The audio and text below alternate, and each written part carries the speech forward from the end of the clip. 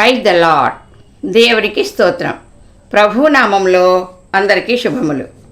ఈరోజు spring of wisdom జ్ఞాన ఊట అనే కార్యక్రమం నందు అంతరంగములో పగవాడు అబద్ధికుడు అనే అంశమును ధ్యానిద్దాం. ఈ కార్యక్రమంలో మీ బిడ్డలు కూడా పాల్గొన్నట్లు తల్లిదండ్రులు వారిని ప్రోత్సహించి సిద్ధపరచండి. బిడ్డలందరూ కంఠత వాక్యము, వీక్లీ క్విజ్ నోట్ చేసుకొనండి. ప్రార్థన చేసుకుందాం. మహాపరిశుద్ధుడవైన మా క్రీస్తు ప్రభువా, నీ నామమునకే లెక్కలేనన్ని స్తుతులు స్తోత్రములు తండ్రి. జ్ఞానాధారము నేనే అని సెలవిచ్చిన దేవా, మా యవన బిడ్డలకు నీ ఆత్మజ్ఞానం ఎంతో అవసరమైనది దేవా. నీ వాక్యమును వినుటకు, అంగీకరించుటకు ఆసక్తి దయచేయండి. వారి హృదయంలో నీ వాక్కులను భద్రపరచుకొని పాపము నుండి దూరపరచబడుటకు నీ ఆత్మ సహాయమును దయచేయమని యేసయ్య పరిశుద్ధ నామములో బ్రతిమాలి వేడుకొంచున్నాను తండ్రి. ఆమేన్. వాక్యము సామెతల గ్రంథం 10:17. ఉపదేశమును అంగీకరించువాడు జీవ మార్గములో ఉన్నాడు, గద్దింపుటకు లోబడని వాడు త్రోవ తప్పును. దేవునికి విధేయులవడం, లోబడటం గూర్చి బైబిల్ జ్ఞానము ఘోషిస్తుంది. ఆదిలో ఆదాము ద్వారా వచ్చిన దేవుని పట్ల అవిధేయత అనే పాపము నేటికి మానవులపై ప్రభావం చూపుతుంది. రోమా 5:19. ఒక మనుష్యుని అవిధేయత వలన అనేకులు పాపులుగా ఎలాగూ చేయబడతారో, అలాగే ఒకని విధేయత వలన అనేకులు నీతిమంతులుగా చేయబడుదురు. దేవుడు ప్రత్యేకముగా జ్ఞానమును సొలొమోనుకు అనుగ్రహించి జ్ఞానమును గూర్చిన బోధనలను సామెతలు, కీర్తనల రూపంలో బైబిల్ నందు పొందుపరిచాడు. దేవుని ఉపదేశములను పెడచెవిని పెట్టి త్రోసివేయకుండా వాటిని అంగీకరించి గైకొనాలి. అప్పుడే జీవమార్గములో పయనించుటకు నేర్చుకుంటాడు. దేవుని గద్దింపులను తైలాభిషేకముగా తీసుకొని విధేయతతో అనుసరిస్తే నిత్య జీవమును పొందుకుంటారు. అంతరంగమున పగ ఉంచుకునివాడు అబద్ధికుడు, కొండెము ప్రచురం చేయవాడు బుద్ధిహీనుడు. ఒక వ్యక్తిని కారణము లేకుండా ఎవరైనా బాధ పెట్టినా, గాయపరిచినా వానిని తప్పనిసరిగా శిక్షించాలని, తగిన శాస్తి వానికి చేయాలని బాధితుడు పగతో రగులుతూ ఊగిపోతాడు. ఇది అపవాది స్వభావం, మానవ సహజం.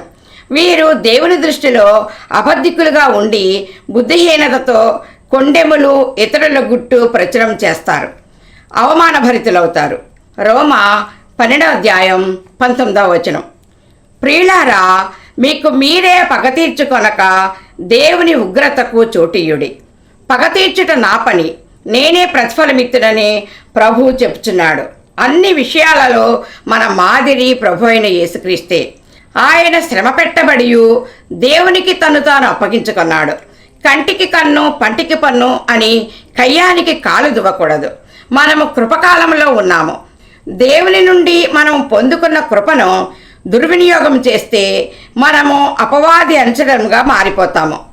మనం పొందిన శ్రమ, బాధ దేవునికి అప్పగించాలి, దేవునికి ఇష్టలుగా జీవించాలి. 1 పేతురు 2:19-21. ఎవడైనను అన్యాయంగా శ్రమ పొందుచు దేవుని గూర్చిన మనస్సాక్షి కలిగి దుఃఖము సహించిన ఎడల అది హితమగును. క్రీస్తు కూడా మీ కొరకు బాధపడి మీరు తన అడుగుజాడలయందు నడుచుకున్నట్లు మీకు మాదిరి ఉంచిపోయాను. సామెతలు 10:19.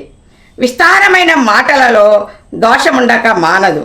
తన పెదవులను మూసుకునివాడు బుద్ధిమంతుడు. బుద్ధిహీనులు పగ, కలహము, కోపము వ్యక్తపరుస్తారు. వారి నోట నుండి మూర్ఖపు మాటలు వస్తాయి.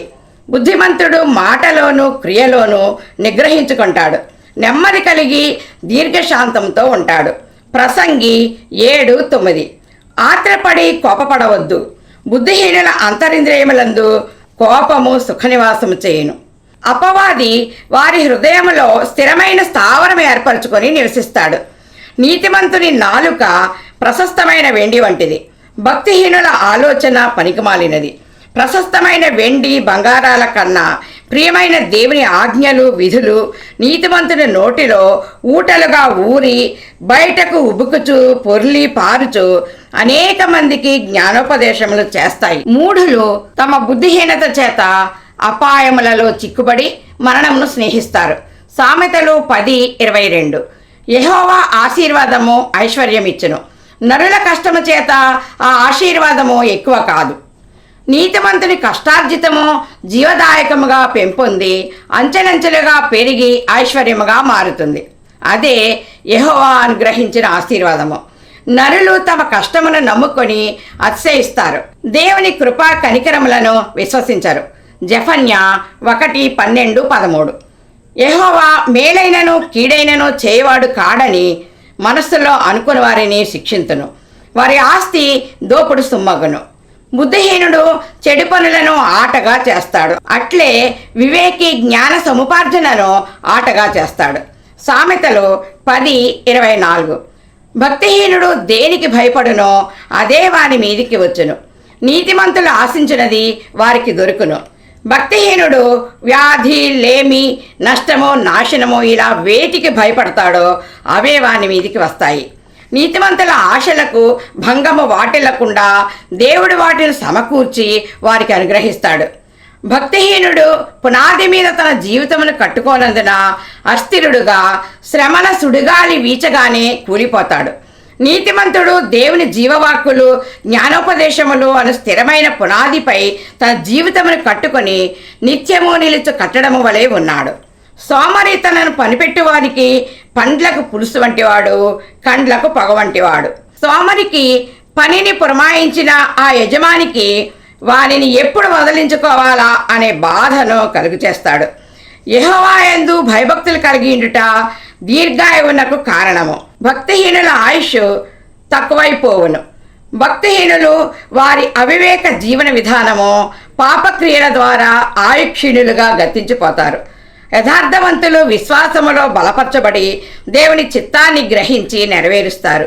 నీతిమంతులు వారి భారాలన్నీ దేవునిపై వేసి ధైర్యముగా ఆయన వైపు చూస్తారు. సామెతలు 10:29. యథార్థవంతునికి యెహోవా ఏర్పాటు ఆశ్రయదుర్గము, పాపము చేయవారికి అది నాశనకరము. కలహము, శోధన కల్పించే మూర్ఖపు మాటలు పలుకు వారి నాలుక పెరికివేయబడును. భక్తిహీనుల నోట మూర్ఖపు మాటలు వచ్చును. నీతిమంతుని పెదవులు ఉపయుక్తములైన దేవుని రాజ్య సువార్త సంబంధమైన సంగతులు పలుకుతూ నశించిపోతున్న అనేక ఆత్మలను దేవుని వైపు త్రిప్పి నక్షత్రం వలె నిరంతరమును ప్రకాశిస్తారు. వాక్యము నుండి ప్రాముఖ్యమైన విషయాలు. ఉపదేశమును అంగీకరించేవాడు జీవ మార్గములో ఉన్నాడు. నీతిమంతుని నాలుక ప్రశస్తమైన వెండి వంటిది. యెహోవా యందు భయభక్తులు కలిగి ఉండుట దీర్ఘాయువునకు కారణము. కంటత వాక్యము. సామెతలు 10:29. యథార్థవంతునికి యెహోవా ఏర్పాటు ఆశ్రయదుర్గము. కంటత వాక్యము. సామెతలు 10:29. యథార్థవంతునికి యెహోవా ఏర్పాటు ఆశ్రయదుర్గము.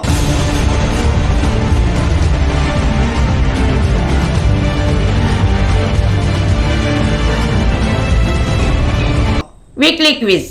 వాక్యము నుండి క్విజ్ జవాబులను కామెంట్స్లో పెట్టండి. క్విజ్లో మీరు పాల్గొని మీ స్నేహితులకు షేర్ చేయండి.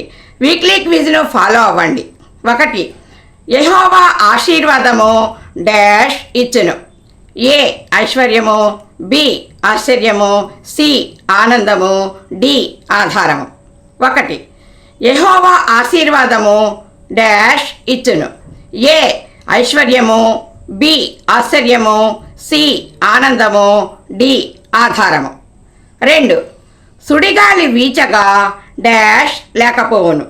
ఏ బుద్ధిహీనుడు, బి జ్ఞానహీనుడు, సి భక్తిహీనుడు, డి సారహీనుడు.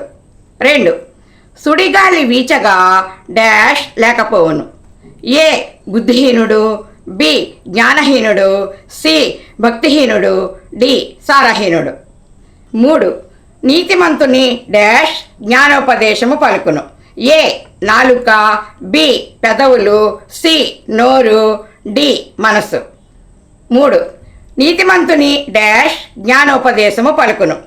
ఏ నాలుక, బి పెదవులు, సి నోరు, డి మనస్సు.